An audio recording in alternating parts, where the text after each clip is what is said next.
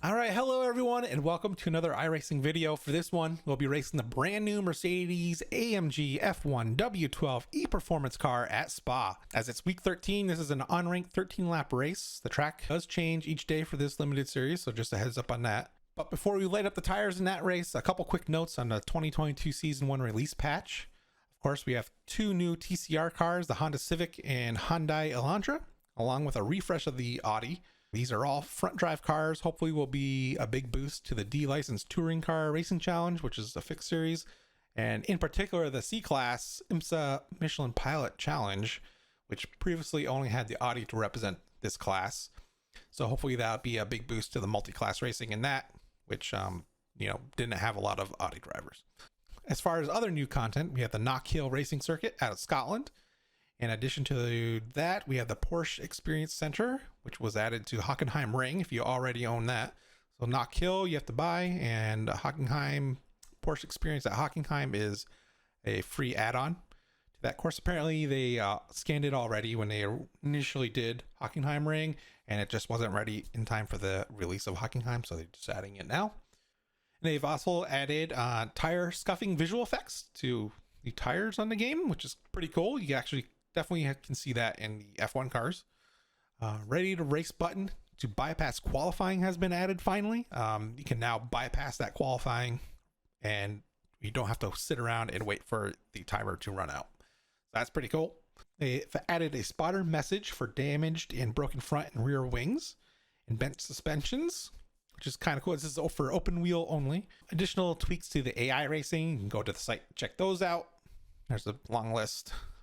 Preliminary support for curved monitors has been added. That's a big one for me because I do work off a ultra wide 49-inch screen, and I've noticed a big difference with that added in, and it works real good. And I'm really happy for that. Surprise little add-on. We focus a lot on the road, and of course, GT3 cars here. So I'll go over a few quick notes on those. The Mercedes-AMG GT3 had a downforce has been increased slightly to that car. Thank God. I've been hoping they would tweak that car. It really needed it as one of the slowest ones compared to the others.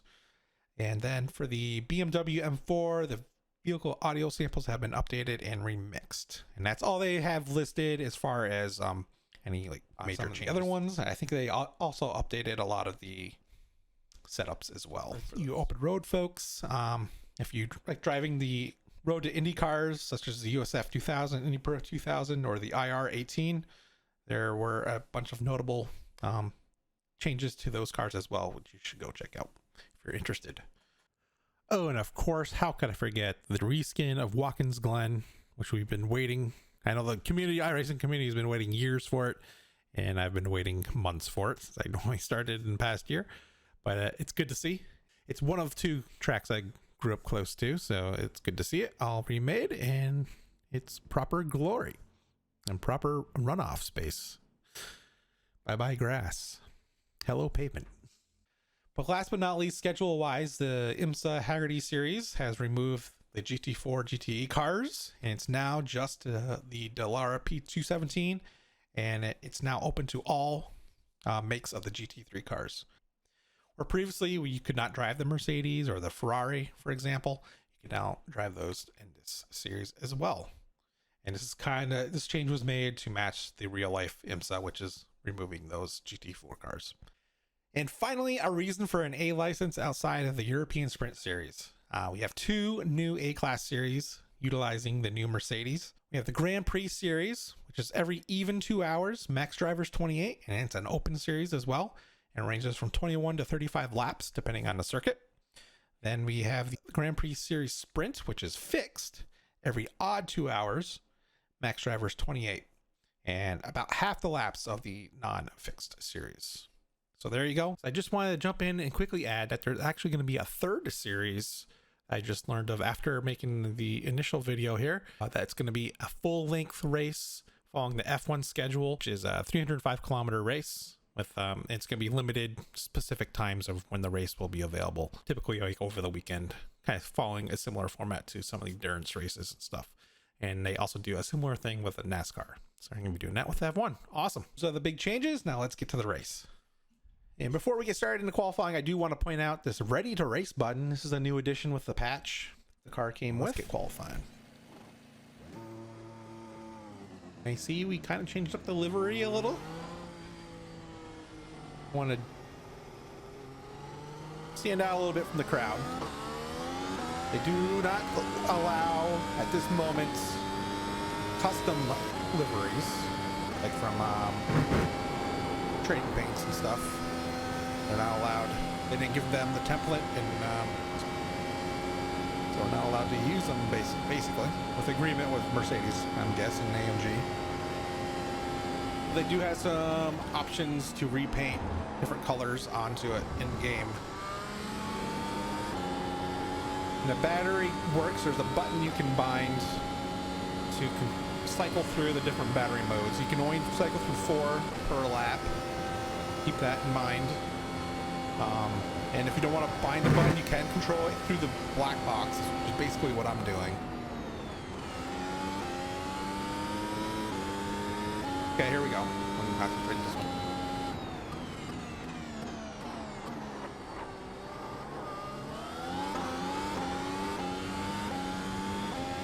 I feel the way you have to go really slow back on the throttle and get through your gears fast to avoid wheel spin.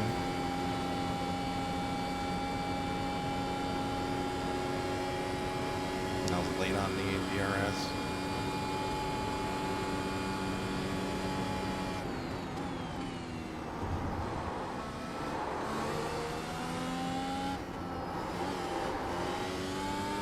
Braking a lot more than I needed to there.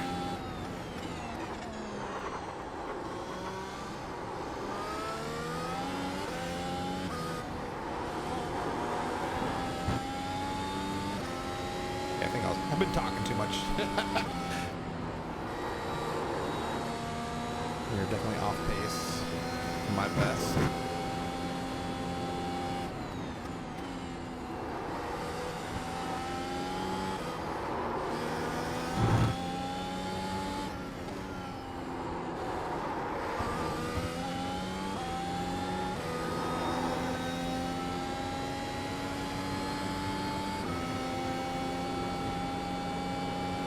So, slow lap.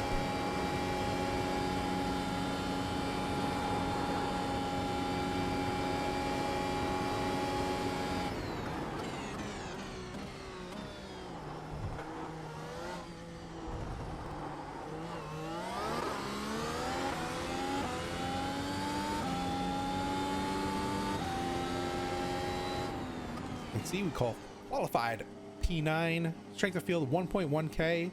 It's 13 laps. We're going in on the yellows to start. I'm going for a balanced deployment to start here. 13 lap race. I don't know what Pirelli's suggested lap degradation of the tires is, but last race I was in, most of the people who were still running were in yellow. Okay, here we go.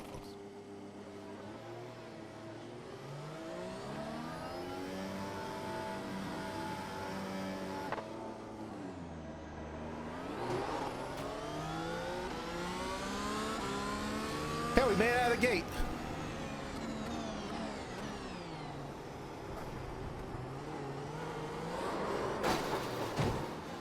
Ah, you bugger. Well, we almost made it out of the gate, chat. I don't know if we have, I'm sure we have front wing damage. Oh, we almost made it, and we had a spinner get right in front of us. I should have went on the gas a little bit harder and maybe cleared it. Oh, jeez.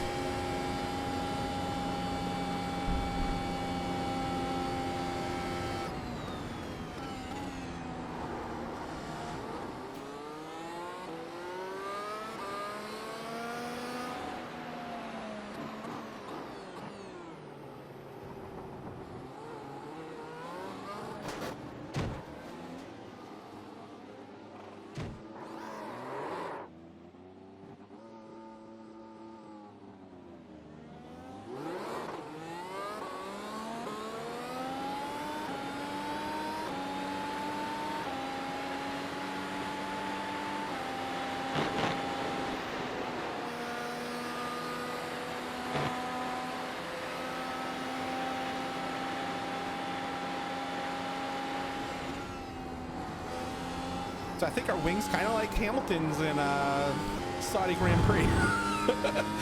it's sticking on there, supposedly. I don't feel too much loss in aero or downforce grip. If we can get a closer look. The little dent up over here, but it stayed on. Yeah, we're just kind of taking it easy this first lap. We're gonna get this guy probably in the straight Avon Rouge.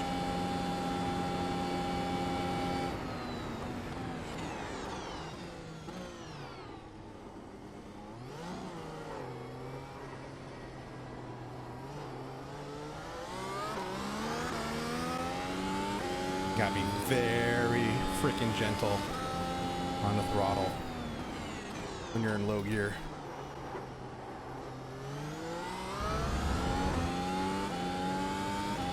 All right, let's go to attack. Pass this mother. We might have DRS too, though. Oh, we don't have DRS. No.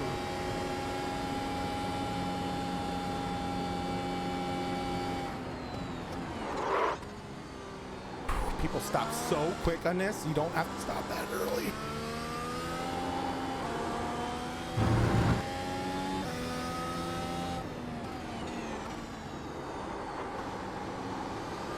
We'll get him next lap of DRS, I think. We don't get him beforehand.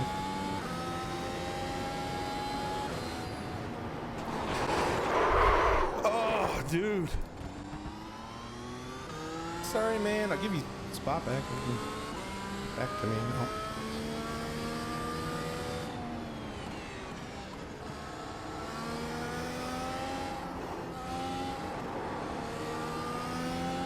I mean, we put our nose inside.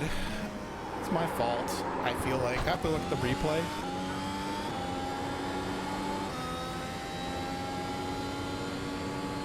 But he also turned in. He saw that I was faster coming up on him. He should have gave me room, I feel like. But again, I'll take responsibility. This is the moment I decided to go down. You can see I pointed my car inside. And if we turn the camera around here, that's the big gap I saw that I was going for. So we definitely sent it. There's no doubt about it. I was hoping he was going to take a line more outside. And we'll play it forward here. And you can see he just closed the door right on me. And yeah, there was no time to react after outright committed. And that's one of the things that's going to be interesting with these cars is they're so super fast. Yeah, once you make a mental mistake like that, like I did, there's no coming back from it, and you're, ruining your race or someone else's race. So that's something to watch out for.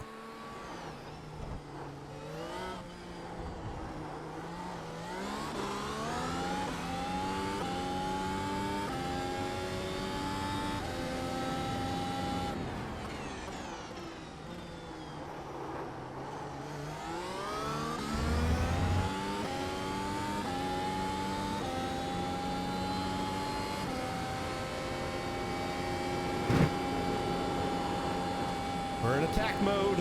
Should have DRS, I think. Yes, sir. Let's go.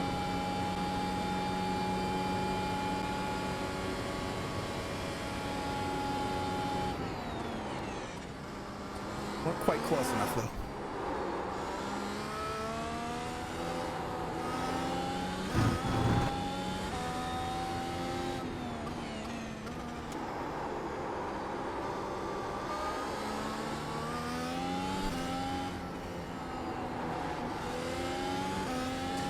Problem is, cars are so fast, and people are still like not figuring out where the braking points are.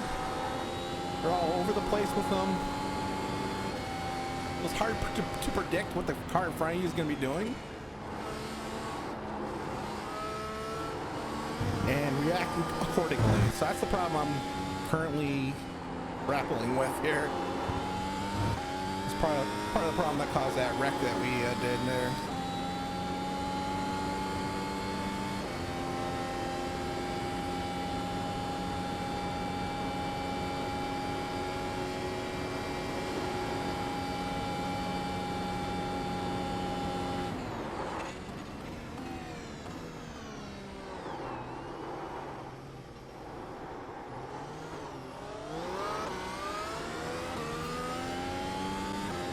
See ya.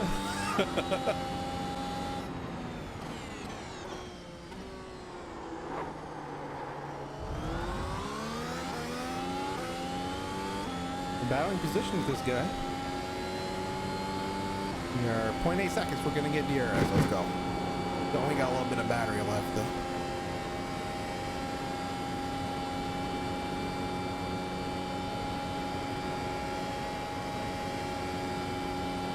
Grass too.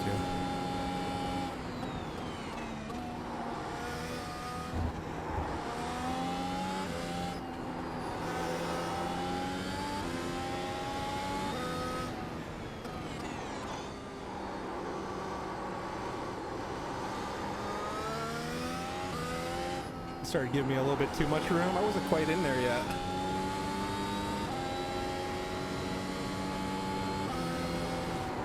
Thanks for giving me the room.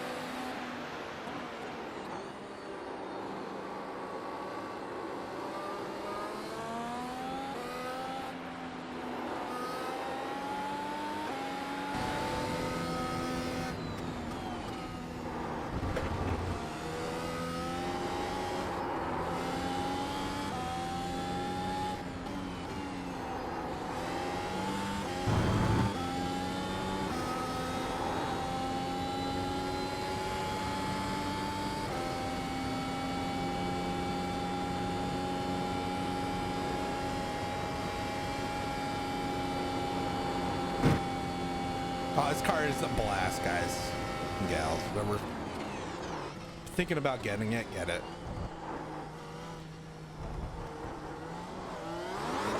Oh, we did it! We did it!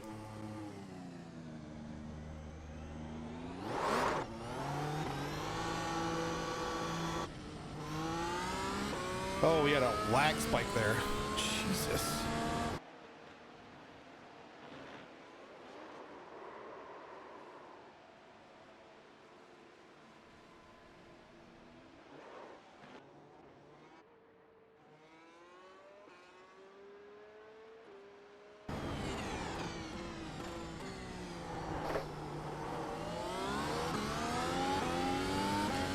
Okay, the next guy is 22 seconds ahead of us. That kind of put a delay in us catching him. But we're still alive. We've been running GT3s all season.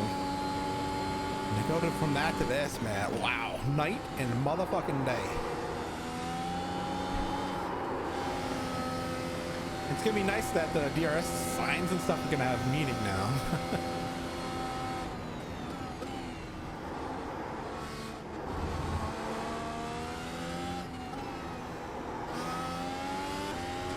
Formula Renault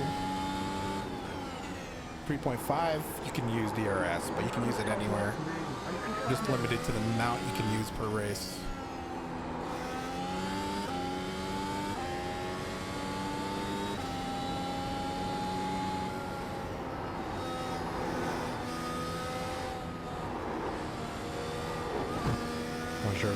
space. Whew. Fucking Mazepin over there.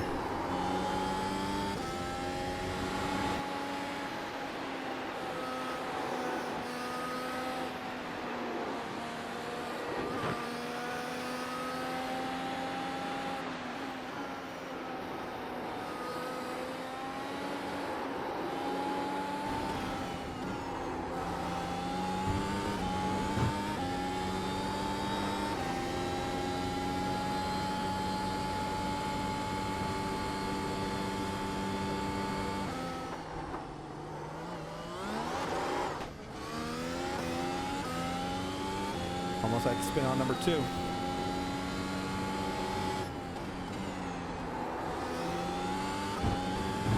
This is for position.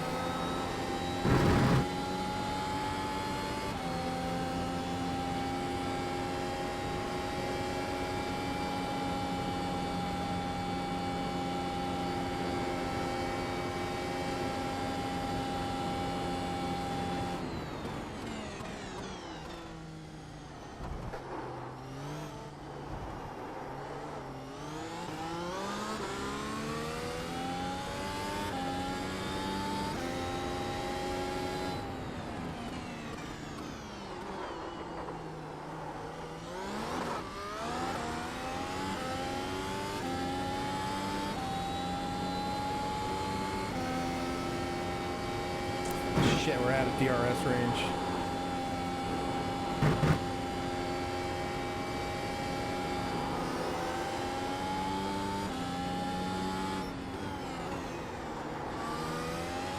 Wasn't sure if he was spitting out or he went off. I just saw the dirt cloud.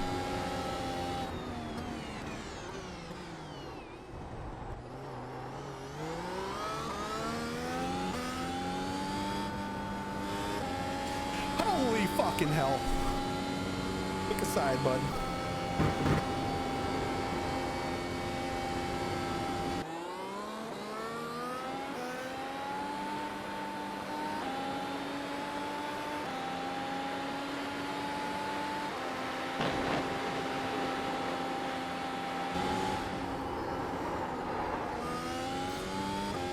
PC, don't freeze up on me.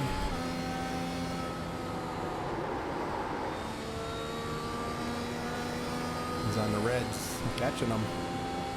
Yells is the way to go, baby.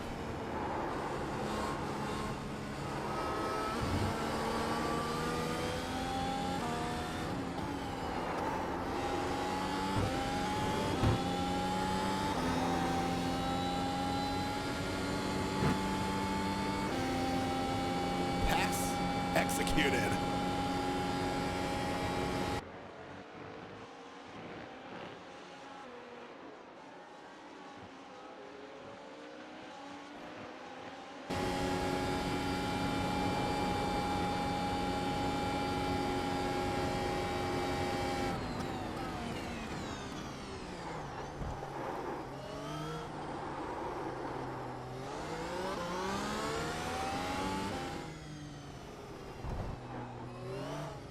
White flag, let's go.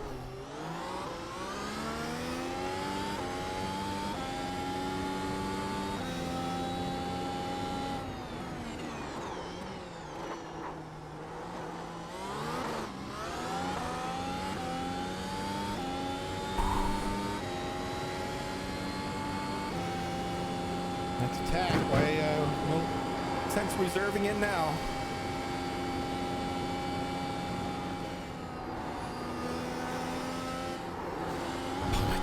Just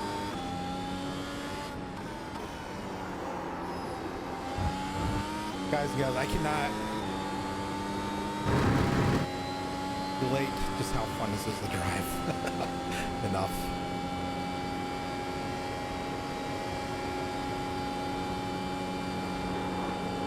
There's like a joy in my heart right now.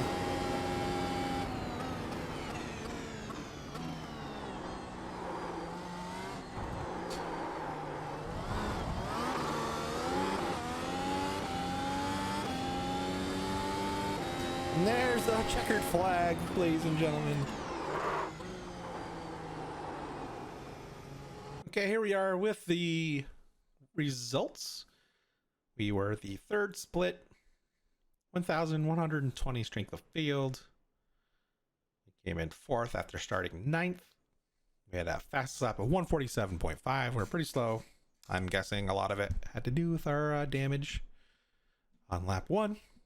Our best lap was lap 13, surprisingly, with 9 incidents. So there you go. All right, so there you go. Some quick final thoughts on the new Mercedes F1 car. I think it's brilliant. It is easy to drive out of the box, and you can actually, as you can see during the race, we were able to fairly stay in control of the car. Even if we did make a little bit of error, we were able to recover. And I find that in practice as well. Although if you're a little too quick on the throttle, and if you get a little bit too much off track, it will punish you, of course, and is easily damaged if you touch other cars. So look out for that. But other than that, I think it's a really great addition to iRacing. I think it's going to be very popular just because of how easy it is to drive out of the box. I have other comparisons are the Formula Renault 3.5. It's the only other one I've driven open wheel wise. I did that season of that, and that one could be pretty challenging. It was really fun to drive because it had a lot of downforce as well, but not as much as this does. And it definitely needed a lot of finessing to drive that successfully. But I'm looking forward to trying out this series and utilizing our A license, and really looking forward to it. I think it's going to be a lot of challenge. I think there's going to be a big gap between those who can, drive it successfully, but those who can drive it really fast. I think it's good where the challenge is going to be with this car. And there you have it.